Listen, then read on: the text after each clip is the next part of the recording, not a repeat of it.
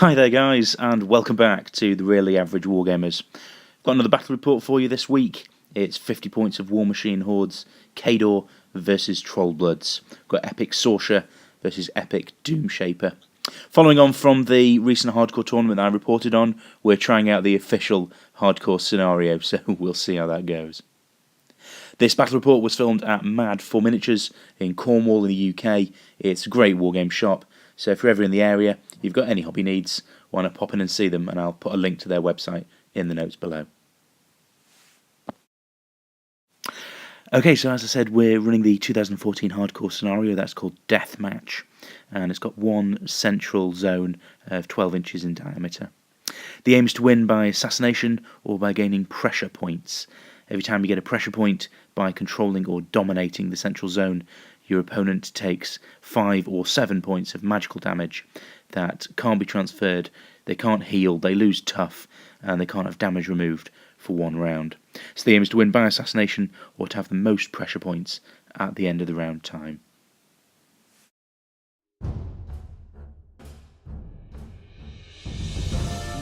Ready? Okay, this is 50 points of Khador, led by epic eSorscha. In her battle group we have a bonded Devastator and Beasto 9. She's also got a War Dog attached. We've also got Kovnik Andrei Malikov over here running a Spriggan. Units wise, we've got one big unit of Winter Guard with 3 Rocketeers, the UA, and of course Kovnik Joe to follow them around. Gorman de Wolves over here. Got Master Holt and Lady Iana over here, and Epic Iris just up here a bit. I'm going to play hardcore, 7-minute time turns, 50 points. I'm feeling nervous.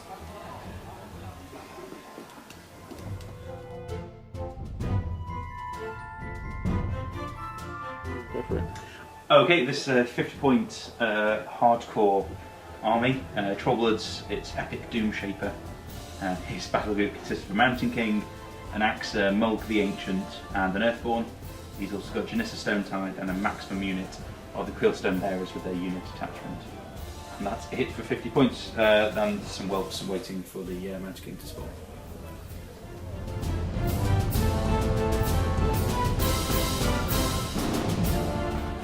Cool. Khador turn 1, we gave 1 focus to this guy, 1 focus to this guy. Pretty much everything just ran up. Eris ran over here, Winter Guard ran up and eSorscha put Iron Flesh on them. Joe's called Tough and Fearless. Gorman's popped down a cloud here, so War Dog sorting himself in a cloud. These guys called Stealth. Basically everything advanced up the board. That's Khador turn 2, 1, turn 1.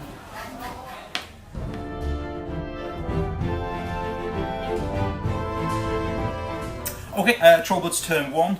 As usual, a lot of things just ran. The Axer gave rush to the Mountain King and charged forward.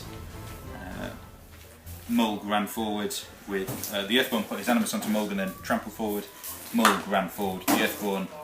The Mountain King got Wild Aggression from EDoomshaper. He then walked forward, put some Fury into stone. The Mountain King then ran forward for 3. Janissa walked up and put a wall down. And the Krillstones put down their aura of +2 armor and immune to continuous effects. That's the end of Trollbloods turn.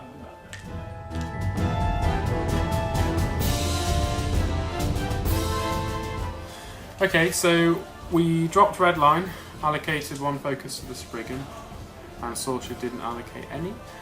The Winter Guard, we dropped Iron Flesh, the Winter Guard advanced 6 into the zone, a few little combined shots doing really tiny amounts of damage to Mountain King and the Axer.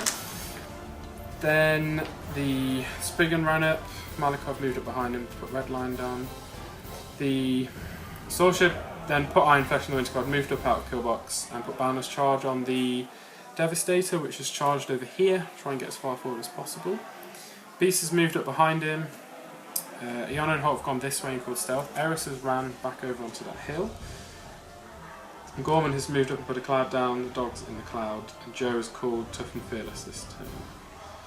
That's about it. So the Winter Guard is sat on Def 17, and yeah, that's it.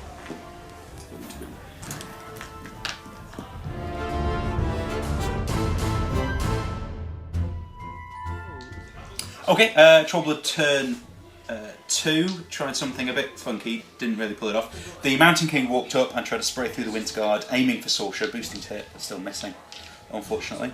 This little whelp ran up, at least to stand in front of Eris. The Stones added +1 strength and +2 armour, and ran up around here.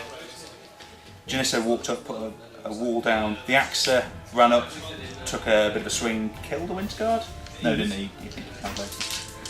The Earthborn then came up and tried to slam the Axa, so he's actually now knocked down. Only slammed him an inch, killed the Winter Guard, I think. Then took a few rounds on this guy. Mulg then charged in with Wild Aggression, took a few swings and critical smoked him away. The Doomshaper's up behind the wall, Janissa's up behind the wall, and the Stones are ready. Hi guys, I realised I didn't really explain what I was doing when I slammed the Axa and when I said I did something funky that didn't really work. There's a couple of Winter Guards stood there in front of Sorscha, and I thought if I could get rid of maybe one of them, I would have a landing space for Mulg, under the effect of Rush and Doomshaper's feet, to possibly charge or trample up to right in front of Sorscha and then start buying some attacks on her. I thought I needed to kill at least one of those Winter Guard, that's why the Mountain King went up, tried to kill them, didn't work. The Axa came in but just couldn't hit them in Def 17, so I thought at the last attempt would be to try and slam the Axa over them using the Earthborn. Didn't work as he only got slammed 1 inch, so didn't hit them, didn't manage to take him out. Mulg then didn't really have a way to get to Sorscha, so I had to do what I've done there. That turn didn't really work for me, and the next turn is going to hurt.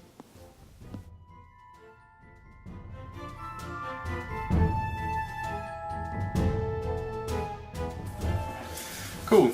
Khador turn 3? 2? 2? Khador turn 2? No. I don't know what turn. Anyway, we gave 3 to the Spriggan and kept red line. We also gave 3 to Beast. Didn't give any to the Devastator. Sorscha activated, she put balance charge on Beast, moved up and did her feat. And then the Winter Guard kind of moved out of the way, took a few free strikes but nobody died. Did a few shots on the Mountain King and the Axa just to soften them up slightly. The Spriggan has charged in with red line and killed the Mountain King, and we'll roll his red line damage in a moment. That was after Lady Iana had put the kiss on the Mountain King. I can't remember if we actually took that into account. Beast charged and threshered, and then bought attacks to kill Mulg and the Axa and hurt the Earthborn. Obviously under Sorscha's feet doing lots of damage. The Devastator just had to stand up because he was knocked down and advance, tried to get in the zone, but he's not in the zone. Gorman's just moved here. The Winter Guard are tough and fearless this turn, thanks to Joe. And the War Dog just ran up to be near his best friend Sorscha. And Eris is messing around over here. She's run all the way back into my opponent's deployment zone. She's basically messing around. And that's the end of Khador turn 3. I'm going to say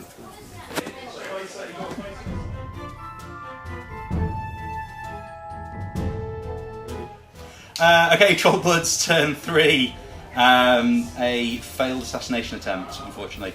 The Janissa walked up and used Tectonic Shift to move Beast 09 from out in front of the Earthborn. Doomshaper then charged the Winter Guard, missed him, but used Sunder Spirit to kill the War Dog. He also had cast Wild Aggression onto the Earthborn and defeated. The Stones gave +2 armour, +1 strength and ran up. The Earthborn then had a lane and a landing spot to trample for free with Wild Aggression in front of Sorscha. Unfortunately, he was going to take a free strike from Beast 09, which I was happy with as long as it didn't take out my spirit. It did take out my spirit in one fell swoop, an undamaged spirit in one fell swoop, leaving him with no spirit, so no ability to force or buy any extra attacks. So he's trampled for free and is standing in front of Sorscha looking a bit silly. Doomshaper's out in the open. Control this turn.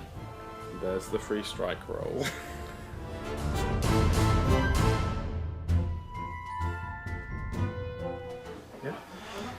Okay, so last turn of the game, you probably guessed what happened.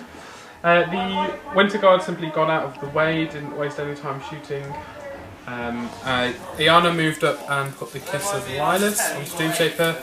Holt did some shots to them, did a tiny bit of damage. And then what really ended the game was that we'd allocated through to Spriggan and kept Redline.